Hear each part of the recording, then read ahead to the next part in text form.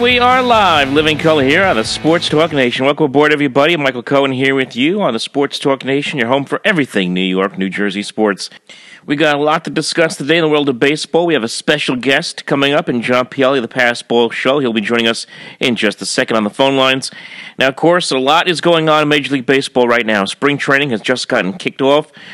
Baseball games have already started this past weekend. And on top of that, we have some dominoes falling. Of course, that's the big headline. Dominoes are falling in the free agency. As we've seen, Manny Machado sign a big contract with the San Diego Padres. Bryce Harper still out there. Will he go to the Phillies? Will he go to the Giants? Do the Dodgers have a chance to sweep in? They got a chance now late, so who knows what's going on there. But the big story out of New York is the story on Jacob deGrom early in spring training, really right out of the chute, saying that he wants a long-term contract, and even his agent, or at least suggested through his agent anyway, that they would have to think about the idea of possibly innings limits if he doesn't get a big contract done before opening day. Of course, the Mets and deGrom right now are in a bit of a stalemate on this contract negotiation.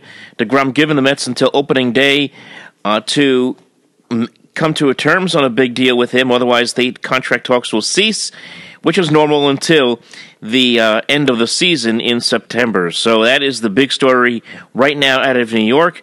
And joining us right now is the one and only John Pielli. John, how are you doing, and what do you think about this situation? Well, it's just a weird situation, Mike. I mean, that's something you could almost, not fathom. And a guy that pretty much is making demands to the Mets that they should either extend Jacob deGrom or trade him in the middle of the season, all of a sudden becomes the manager is in charge of his next contract. So it makes perfect sense that he's not involved in the direct negotiations, which I think is something that's very, very good for both sides. But I'm sure he has an understanding of what Jacob deGrom's worth being an agent. And I'm wondering how much he is backtracked off of what he feels that he's worth now that he's the general manager. Because I think that's something that certainly can impact the negotiations, but also can impact Jacob deGrom as far as how he feels. If he says, "Hey, Brody, you felt that I was worth this much." Let's say we discussed the numbers are in. Arrigo's from close to 10. Yeah, and in regards to, go ahead. Yeah, so if he's saying, "Hey, you're worth this much," last July, and now all of a sudden he's trying to say, "Well, I don't really think you're worth this much," then I think that's going to impact Jacob deGrom's relationship with Brody and the Mets going forward. Yeah, it really is a tricky situation that Brodie Van Wagenen finds himself in, and it's a spot that he agreed to take up. He knew that he had a number of his own clients on this baseball team, from deGrom to Syndergaard to Todd Frazier, even a Tim Tebow for that matter. He had a lot of guys on here that were a part of his clientele, and now they are all looking at him saying, "Hey, you're now our boss. What gives?" And it's not, it's not going to be just deGrom. The day's going to come for Syndergaard too, where they're going to have to negotiate a contract. Whether Brodie Van Wagenen is here that long that it gets to that point, we'll have to wait and see. But that's going to, whatever happens here with this deGrom contract is going to set the tone for a possible Syndergaard contract down the road. I'll say this. I know that a lot of people went on the attack on deGrom when he was asked about the question about the innings limits, and he said, "Well, I'll have to talk to my agent about that." To me, that's just more of a negotiation ploy than anything else. It's just a tit for tat, with the media being the microphone between both sides. Unfortunately, where both sides are kind of negotiating in public. Beyond that, I think a lot of people have gotten on deGrom and said that he's greedy, and comparing him to Le'Veon Bell and comparing him to Manny Machado and Bryce Harper. I just don't think that's fair at all. Or saying that that he's too old to have a contract. I think it's a little ridiculous. The guy has done more for the Mets than a lot of players on that current roster. He's put his body on the line for that team every year and been consistent for the last 5 years. Find me a pitcher who's been more consistent for his team over the last 5 years. You're going to think of guys like Justin Verlander, guys like Chris Sale. That's where deGrom is, and he's done that all here for the Mets. So to me, if anyone's deserving of a contract, it would be him. Absolutely, and I think when it comes down to it, and I mentioned this on my show, that the statement that he made was kind of vague. It wasn't as bad as some of the people that are the most critical of him are making it out to be. And if there's a guy that deserves a mulligan, it's Jacob deGrom. I mean, here's a guy that got absolutely no offense last year, was pinned by the media after just about every one of his starts to put in a position where he could have said something, something not 100% in support of his teammates. And a lot of people would have agreed with him. And he continued to take the high road with it. He's in a spot right here where, the media is continuing to try to get something out of him in regards to his contract negotiations. And he also has a different agency and a different set of agents that are representing him that did before. So I'm thinking that this could possibly have something to do with the direction that they're leading him in, as opposed to Jacob saying this on his own. Mm-hmm. So I think he deserves a pass on it. I mean, if it comes down to it down the road where he's asked specific questions about it and he either doubles down on it or, makes more poignant statements about things that he will do or won't do unless he gets a contract, then I think that's different. But right now, considering everything that's happened, which has all happened, pretty fast, from his agent being his agent and his agent not being his general manager and him, the new agent group that's representing him, I think he should be, for the most part, given a pass for what he said, especially since there wasn't anything along the lines that was going to compromise his performance. He just said he was going to talk to his agents about it. That's all he said. That's it. And I'll even add to that. I'll even add to that from the standpoint that, think about this: if the Mets sit down and give him a 5-year contract right now, you're taking him right through his prime years until he is age 35. It would make more sense now to give him a contract right now, pay the money now for what you're getting at this moment. No, he's not going to pitch any better than he is now. If instead of waiting 2 years when he's age 32 going on 33, now you're asking a pitcher at that point who's basically given you his best already now to make a big contract. Then you have to sit there and question the idea of giving him a deal at that point. It makes more sense to give him the money now, kind of like what the Yankees did with Severino. Just end these arbitration years, give him the money, 5-year contract, and be done with it. I just don't understand why there is this idea that, because he's 30 years old, he doesn't deserve to have a contract and the Mets should wait. No, I don't think so. Give him the money now. Get it over with. The worst thing that could happen here, obviously, is that there's no deal done and we wait until the end of this season, and we're sitting here in the winter of next year wondering whether the Mets are going to trade Jacob deGrom. I mean, that would be an absolute nightmare for Met fans. Yeah, and I'll tell you, the one thing that doesn't get spoken about as much, remember, Jacob came up as a shortstop. Yeah. So the amount of innings and the stress on an arm that an average pitcher, let's say like a Max Scherzer or Justin Verlander, or somebody that would, get to their age 30 season, Jacob deGrom doesn't have as many innings under his belt. Mm-hmm. He doesn't have that torque on his arm for throwing all those extra pitches. So to treat him like an average 30-year-old and say that, hey, once you hit the other side of 30, I believe this is a guy that certainly has some prime years left in him. And it makes perfect sense now for the Mets to take advantage of the opportunity that he's under contract for the next 2 years and just extend him 3 years, as opposed to having to wait till next offseason or the offseason after that, where he's going to get, a 4 or 5 year deal that's going to pay him until he's 36, 37, 38. Mm-hmm. Now you get a chance to take care of Jacob during the prime years of his career and most likely get the most out of him until he starts, Father Time starts to catch up to him. Absolutely. Now, the one good news that I saw this morning was that his agent, John Barry, is down there in Florida. He lives in Tampa, so it's only a 3-hour drive from Tampa to Port St. Lucie. He was meeting with Brody Van Wagenen, so maybe it's the beginning of something. I think if you are a Met fan or someone who follows the Mets, reports the Mets, you hope that this is the beginning of the end of this contract negotiation. You hope that the deal can get struck.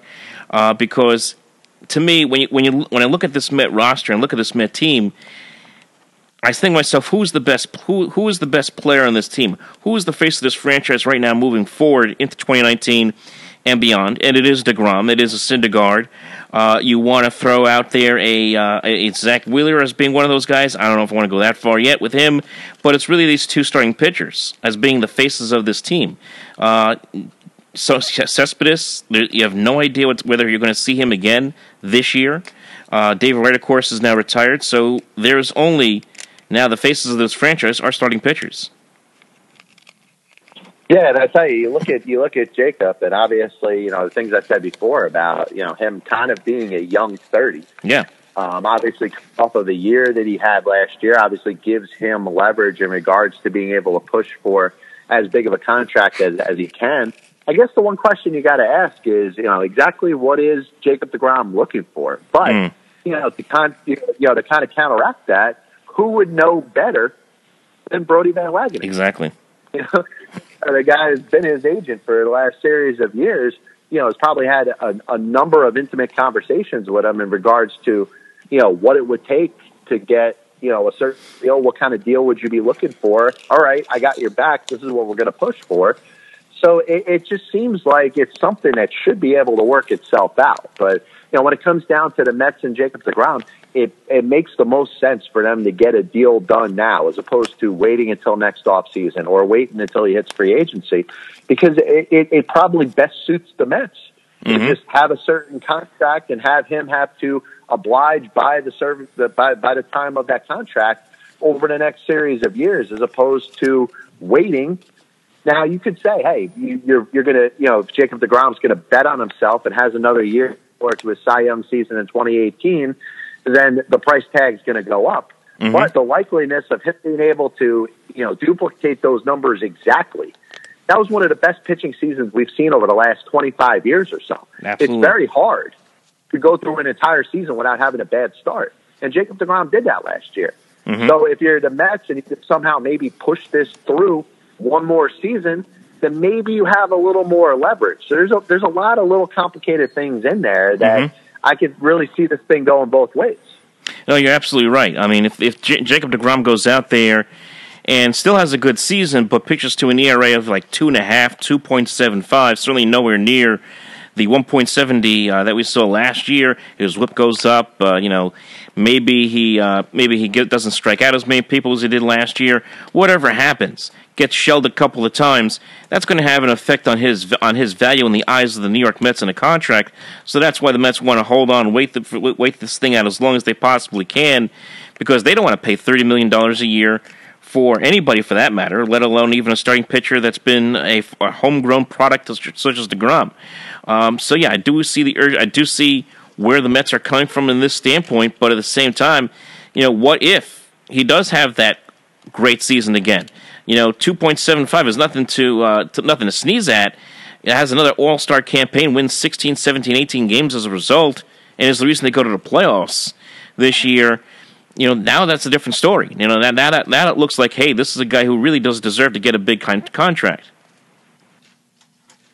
And then what happens if the Mets go out there and win something? Exactly. They have a season, and you look at deGrom being the face of the franchise. All you did is up the amount of money that you're going to have to pay. And then I do believe that even with Lopez, I think the pressure of the media would get to him at that point, and Jacob would end up with a much more lucrative contract. Necessarily be good for the franchise. Absolutely. Let me ask you this: what did you think of Luis Severino after getting his contract, opining on this deGrom thing, saying that deGrom should be quiet and just accept his money? I mean, I thought that was kind of outrageous from a young pitcher who hasn't had an opportunity. I mean, he was a very good young pitcher in Severino, but hasn't had the opportunity to have a Cy Young kind of season. So it's hard for him to sit there and say, "Hey, Jacob deGrom, be quiet. You're getting paid $17 million." I thought that was a little bit. I thought that was a little off-putting. I'm surprised he went out there out of his way to opine on the deGrom situation that he really doesn't know much about. Yeah, I've actually spoken to a couple of players on this, and we obviously know that the players, as they're together, they're a fraternity. And this is almost something that's sacrilegious when it comes to, players basically commenting in a negative way on what he's making. They're all in the intention of a good Jacob to benefit Luis Severino down the road. So it's something that I don't know if he was given the proper advice in regards to how to handle a question like that. And I do put that on his agent. It's just something. There's just some things you probably shouldn't say. because obviously the players are a brother. They're a group. They take what each and every one of them do very seriously, and then their performance has the ability to what the rest of the players have a chance to make. So I don't know. I don't know enough about Luis Severino. The person has made similar comments or makes comments like this before, is as outspoken as he was in this particular situation, but it certainly didn't make a lot of the other players happy. And you could tell, Jacob deGrom would probably prefer to not have somebody else, a similar pitcher that has the potential at some point to, make the most amount of money for other pitchers to say what he said. Yeah, exactly. I mean, there was an old saying. I remember during the football season, when players are talking about Le'Veon Bell's situation, and I remember Ray Lewis saying, I know it's not exactly, certainly a different kind of situation with Le'Veon Bell, but he said, never question a player when he's trying to negotiate a contract, ever, when it comes to money. And that was the mistake that Luis Severino made, unfortunately, with the Yankees in deGrom's case. Now let's flip it over to a guy who did get paid, and that was Manny Machado. He got $300 million from the San Diego Padres over 10 years. John, I mean, well, I guess it's great for the Padres. They get to sell tickets. They get to bring a lot of fans into that beautiful ballpark down in San Diego. They are going to fill seats, as I just said, and they get an instant all-star in the corner of their infield. They now have 2 all-stars in Machado and Hosmer. Beyond that, this move just feels like Machado trying to get the most money rather than going to a team that has the best chance to win. If he wanted that, he could have taken the Yankees at $240, could have taken the Phillies even at $280, but no, it had to be over $300 million. It was outrageous.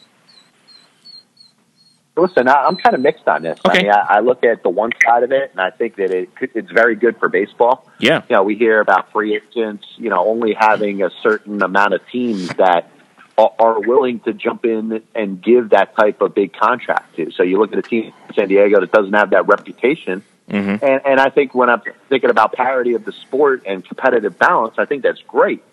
That being said, what necessarily did Manny Machado what enticed him to go to San Diego that would make him think that over the course of the next 10 years or so, he's going to be part of a consistent franchise? That's the one thing I would question. I mean, obviously the Padres have the best farm system in baseball, but what do I always say when it comes to prospects? They're great talk up until they play major leagues. Mm-hmm. And obviously being a Met fan, like myself, we've seen so many players that were given this top prospect status that never ended up living up to the hype. Exactly. So I like what the Padres are doing. I like they're trying to build a young core of players, and maybe Fernando Tatis becomes a great player, maybe he doesn't. Mm-hmm. But at the same time, you have a player like Manny Machado who, like you said, just pretty much went for the top dollar. Took the biggest contract that he was going to get in the team that was going to offer him the most money. And I guess we'll see in the short and long term if this was a good deal for him. Like I said, I like what it does for baseball. It makes the Padres a better team. Are they a better team with Manny Machado or without? Of course they're a better with him.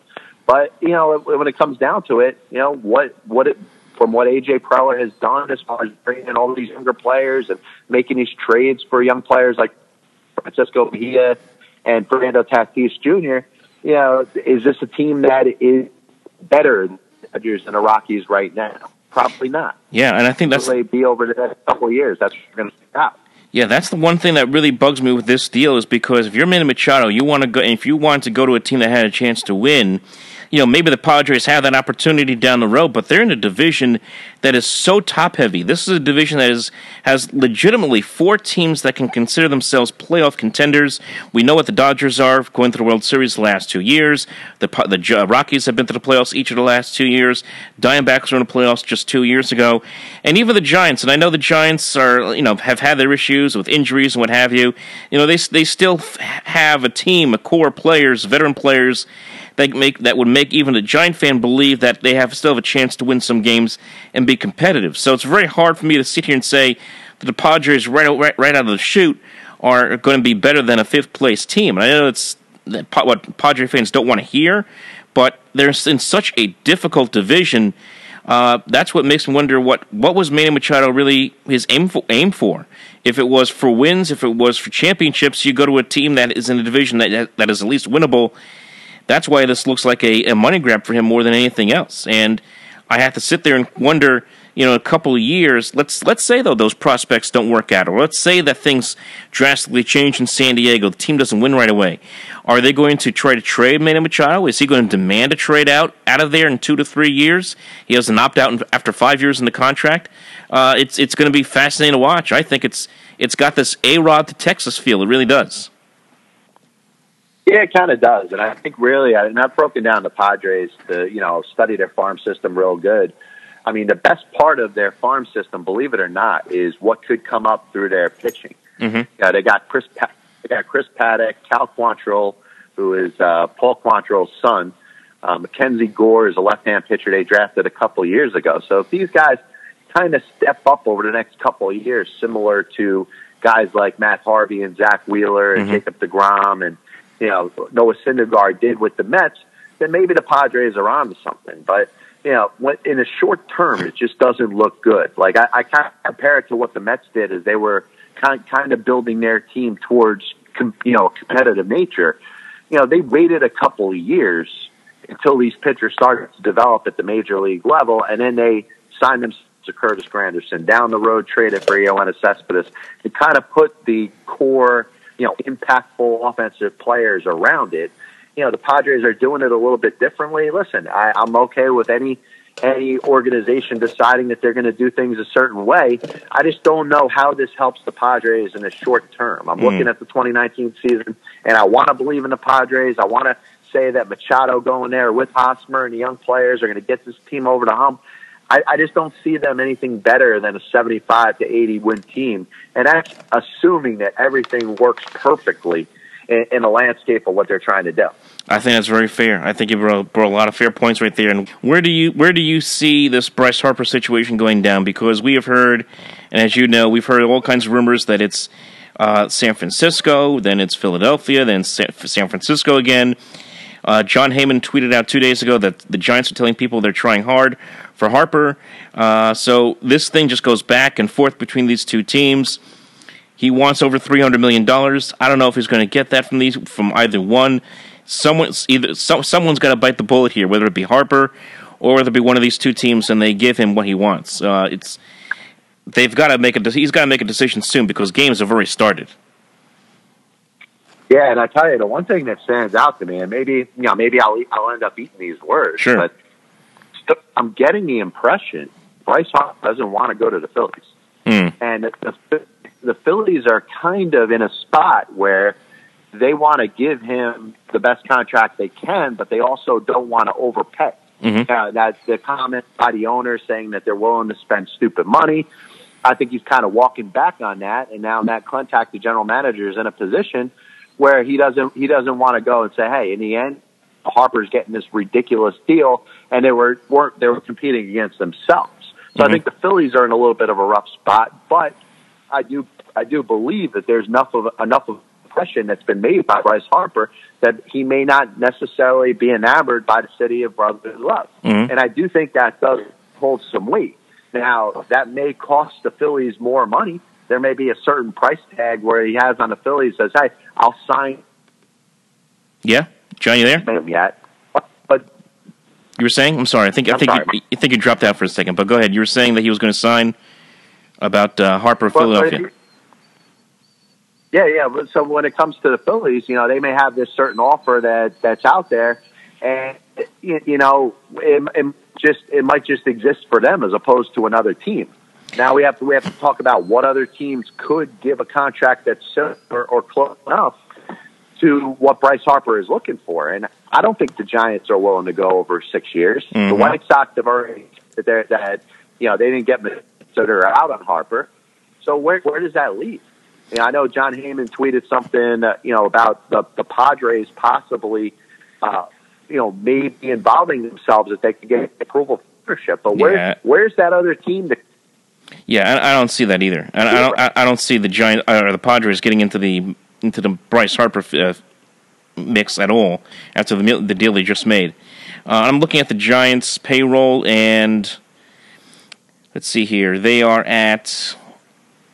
I'm trying to pull it out. It's going to be higher Yeah, they're at $166 million already in total salary committed for this year. So, I mean, you're talking like another $30 million. It would still keep them under the tax threshold, so they could probably do it. But, do they really want to do that with all the amount of aging players they still have that they're under contract or guys who are about to leave contracts?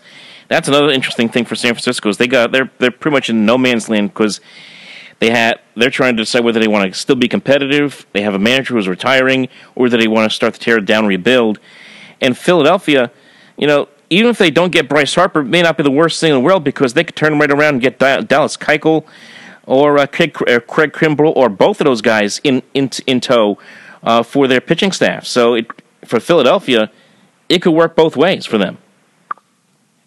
Yeah, and I don't think the Phillies are necessarily bad if they don't have Harper. Like you just said, they do have some payroll flexibility that they can make another addition or two. But, at the same time, I mean, I don't know how bad it's going to be for Phillies fans who were probably had a lot thrown away as far as what the expectations should have been with Harper and Machado as free agents. The expectation that they were going to spend stupid money. So, I'd like to see the fans' response in Philadelphia if they don't end up with either one of them. Well, let's just tell Philadelphia fans that you have a Super Bowl title. Please don't destroy City Hall again. It's coming. Well, listen, we both understand that Philly fans are going to burn down the city no matter what happens. Exactly. Bryce Harper's going to the Mets. No! Philadelphia burns. Oh, my goodness. But I'm fascinated by this. It's been such a weird offseason. The talk now, of course, that we may have a players' strike at some point because of this. Teams sitting on so much revenue, and players feeling that they're not getting the money that they feel they have earned. It is just such a interesting dynamic that is now developed here for baseball.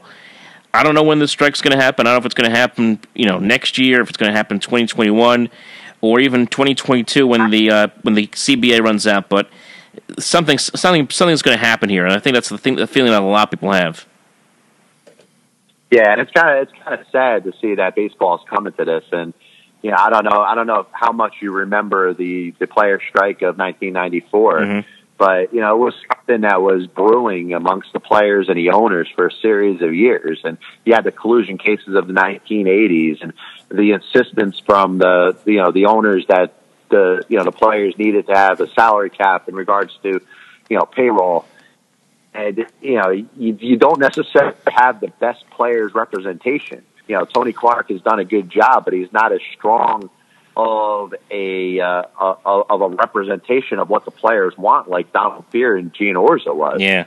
So the players are kind of a tough position. And